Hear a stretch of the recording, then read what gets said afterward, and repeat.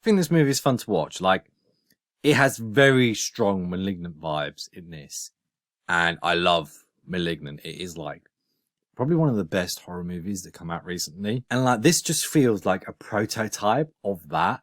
And it's just fantastic because, of course, it's like James Wan's like baby, but kind of, you can see like so many parallels in this with that movie, especially with the whole investigation and like the abandoned hospital. Like, how like close can you get? But it's brilliant. I think the beginning is a bit clunky with the police interrogation. You know, you have like the recap of the previous film. You do it like twice, and then you have the police talking about the same scene. It's like, okay, I get it. We don't need to cover it 3 times. And then you get like another bit with Patrick Wilson's younger self, and it's like, okay, can you get to the plot now? You know, you've just killed Elise. Can we actually see what happens and what's going to play out? But for some reason, it just like morphs into like a happy family dynamic again, as if nothing ever happened. It's interesting. I'll give you that. And like, Patrick Wilson's performance in this is amazing. You can tell just by the way he's acting that he is a completely different character, even though he's in the same like body, he's got the same director, same writer and stuff like that. Just the way he is, and like, it's so unsettling, like his performance, like he's talking to himself, he's doing all these weird things, and like the family start putting it together, and they're like realizing that he is not who he is. It's great. It is like seeing it all come apart. It's just fantastic. And like, as I said, you got rid of Elise, right? And you know, the duo are kind of at a loss because they haven't got their leader. So they introduced another guy, and like, it shouldn't work, but I actually really like him. He's not like, he hasn't got the same motherly figure, but he has his own gimmick, and like, his explanation is like, not everybody talks to spirits the same way. And I love that because that's exactly how it should be. Everybody should have their own dynamic.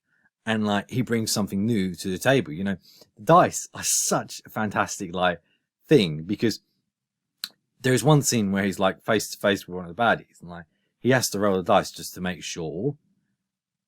It's brilliant. It's bloody brilliant. Like, if you've watched part 3 before this, like I did, because it's a prequel, it sets up his and Lisa's relationship. So when he's like, oh yeah, you know, I didn't get to say goodbye to my friend, I'm so sad, it makes more sense, and it pulls you in because you've actually seen them interacting prior to this. But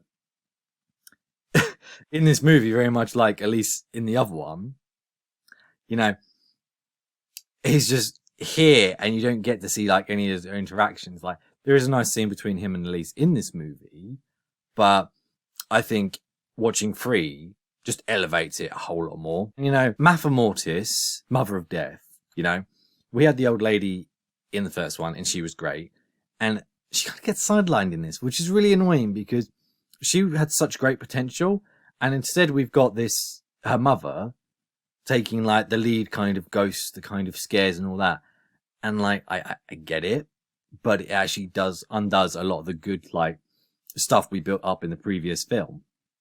You know, it could have just been the old lady just having her way and just having fun, but instead now we've got like this tragic backstory of the old lady and like what happened to her and stuff like that. I did like the scene where like the mother was hiding amongst corpses. That was a brilliant scene, and like pulling all the veils away from them to see who's who. Fantastic. Brilliant. But you know, it really does a disservice to Parker, and you're building Parker up throughout this movie, and like, you're trying to build him as a sympathetic character, and like, you don't need the villain to be sympathetic. You just don't.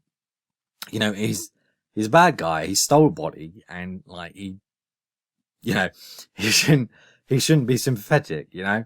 And like, he goes on like a mad killing spree, and they're like, oh yeah, but you know, the mother made him do it. I'm like, well, the mother's been dead for ages. He's an old man. So, you know, like, how is she still doing this? Because going by the logic from the previous movie, you know, he can't go into the further because he doesn't have that power. So yeah, it's just a little bit mind-boggling. And when you think about certain things, it doesn't quite work. Like, humanizing them just makes them a lot less scary. And that leads me on to the third act, because as I said, I really enjoyed watching this movie until the third act. And the third act just undoes all of the goodwill that this movie has built up. Like, there is so much potential here. And then the third act just goes, gone, done. So, like, nonsense in this, right? So, Elise, Patrick, good Patrick, Elise and the old guy are traveling and taking on Matha Mortis, right? And like, it's okay, you know, they're not winning. The ghost is really, really powerful. But then you suddenly get young Parker, right? And like, present Parker in Patrick's body is trying to kill his family, right? But then young Parker helps them to defeat his mother, which somehow depowers him. Yeah, I don't get it. I just don't. If someone like has like an insight that I don't have, please let me know. But I seriously just don't get it, because it doesn't make sense. Like, you built up this narrative, and then every single thing you've said in this narrative, you've just gone, nah. And like, I understand it's a ghost movie, and like, not everything is supposed to make sense, right? But if you're going to introduce like law and logic and stuff like that, you've got to work with it, because if you're going to break the rules, do it at a later point. Don't do it in the first installment, because this is very much a continuation of the first movie. So, you know, you really want to do that like further down the line in the franchise. Like the whole time loop thing, it's so pointless. Like, young Parker has come out of nowhere. Young Patrick has come out of nowhere. And like, it's cool seeing him interact with himself and stuff like that in a certain way, because you get some kind of closure. But having him like know what's going on and be like, oh yeah, you know, you need to do this, and like, okay, but you were haunted by the old lady. How would you know anything about the mother? Yeah. Like, they go into the first film, right? And then he saves his own child. I'm like, why is this even in the movie? Like, what purpose does this serve? Like, okay, you've saved your kid, you traveled through time, and then you're traveling through time in the time loop again, and like, I don't get it. What are we getting from this? And it's just so out of place and so against the tone of the rest of the movie. It just ruins it. It just completely ruins it.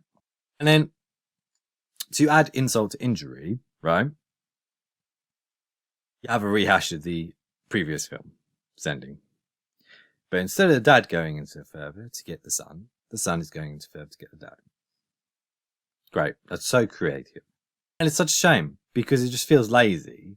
And as I said, the rest of the movie is so like, whoa, what's going to happen next? You know, it's so good and it's so well done. And then you undo it. Why? I think if this movie stuck to the tone, right, had a bit more of a bleak ending, it would be perfect, right? And it would be talked about a lot more in the horror community, that's for sure. And I think as a franchise, Insidious would actually get a big boost, because I don't really hear many people talk about the Insidious franchise. You hear loads of people talk about The Conjuring.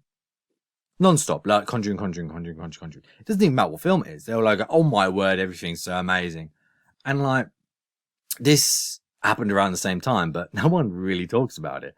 And I can see why, because like, the later installments are essentially the better films, which is bonkers when you think about it, because, you know, these are both done by James Wan, and yet they are the weaker ones. But yeah, I enjoy this movie.